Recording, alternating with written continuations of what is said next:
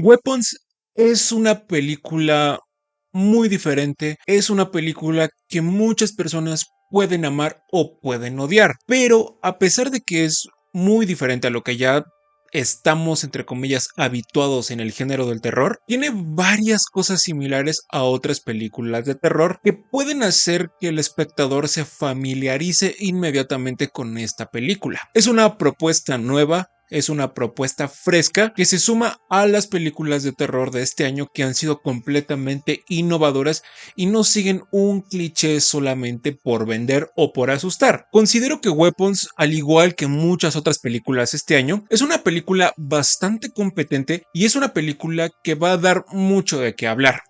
Ya tiene una semana que se estrenó y me quise esperar un poco para procesarla, para realmente ver si era el momento de la emoción o para al final arrepentirme y decidir que era una mala película. Considero que es competente porque es una película muy completa, es una película muy compleja y muy fresca. Lo que para este 2025, donde hemos tenido muchos remakes, muchos reboots o otras adaptaciones de muchos personajes que ya conocemos, se siente diferente y es bastante agradable tener ideas nuevas cuando el cine ya no tiene ideas nuevas. Tenemos las perspectivas de varios personajes a lo largo de toda la película, una fotografía estéticamente bonita, un guión bastante interesante y lo más importante, tenemos una película original, tenemos una película fresca, lo que ya la hace más competente que otras películas que tenemos este año. La historia, pues, es muy sencilla. La historia prácticamente está situada en un pueblo donde no pasa absolutamente nada, hasta que, como ya es de costumbre en este tipo de historias, pasa algo que cambia toda la tranquilidad de este pueblo.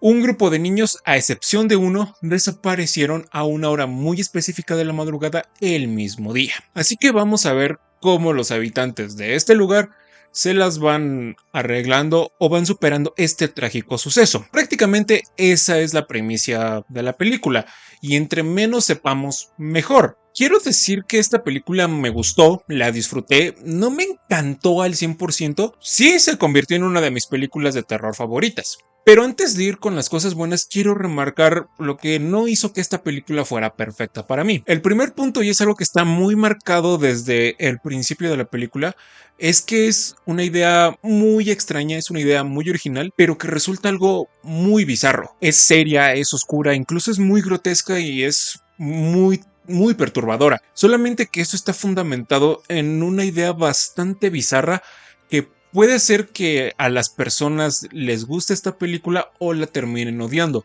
sobre todo en la recta final, cuando las cosas bizarras empiezan a tener un peso protagónico en la película. De hecho, hubo una parte en la escena final donde se supone que ya debería ser el clímax, la resolución de todo, y yo me estaba riendo porque era algo muy divertido, era algo muy hilarante lo que estaba pasando. Entonces, sí, hubo un punto donde yo dije, ok, esta película juega con muchos tonos. Esta película no es completamente seria al 100%.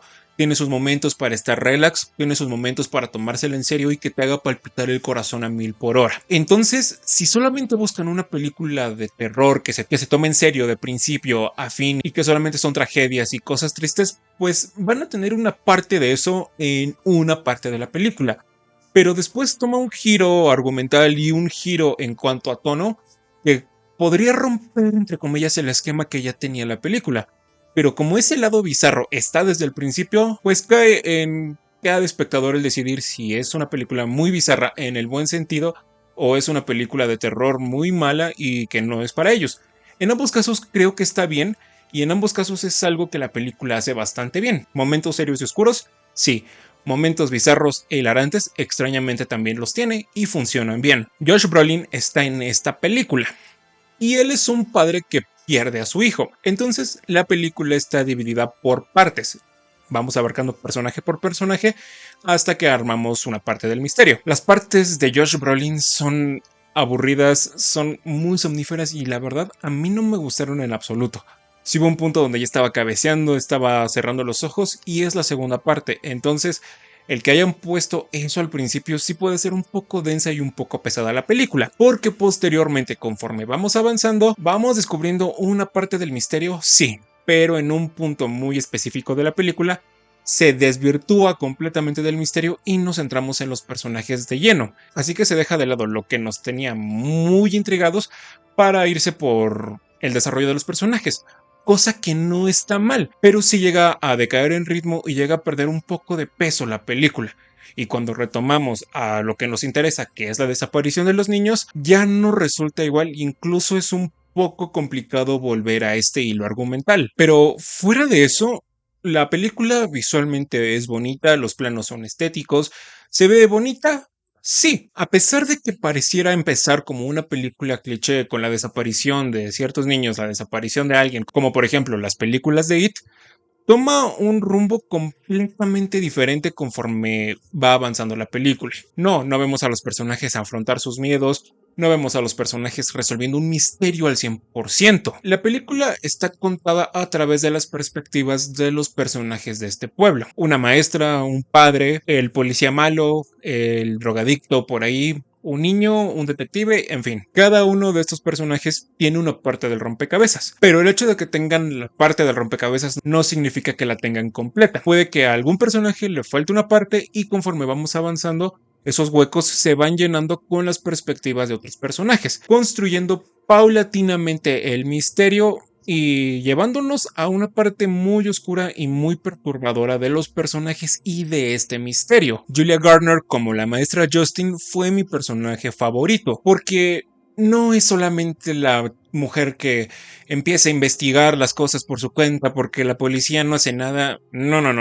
Ella está muy preocupada por lo que le pasó a sus alumnos de clase y se ve acosada constantemente por los padres de estos niños, a tal punto de que llega a sentirse insegura en su propia casa. Cae en el alcoholismo, cae en depresión, se preocupa en específico por uno de los niños, pero entra en un dilema moral de si apoyar a este niño o no hacerlo, porque en algún punto los policías le dicen que es mejor que mantenga la distancia con ese pequeñito. Entonces no tenemos un personaje unidimensional, tenemos un personaje con varias capas y con una complejidad bastante interesante que antes de presentarnos una historia de terror, nos presentan a un personaje real, nos presentan a un personaje humano. Lo mismo que con el papel de Josh Brolin. Como les mencioné, a pesar de que es un poco somnífero su arco en esta película, no se centra solamente en, ay, pobrecito de mí, ya no encuentro a mi hijo y bla, bla, bla, bla, bla.